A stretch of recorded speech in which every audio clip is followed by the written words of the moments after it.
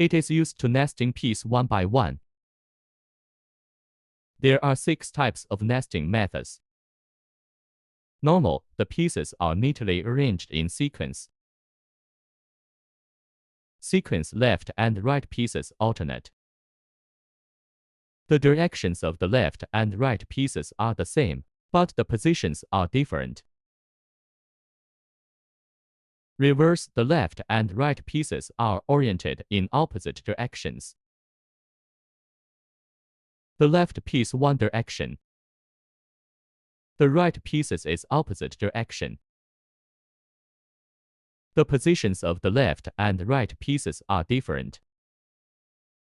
At reverse, the pieces are arranged in an alternating horizontal pattern.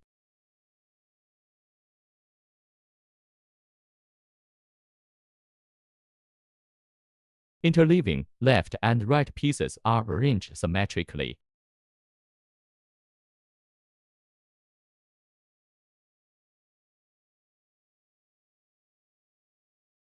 Arrange horizontally in a neat row.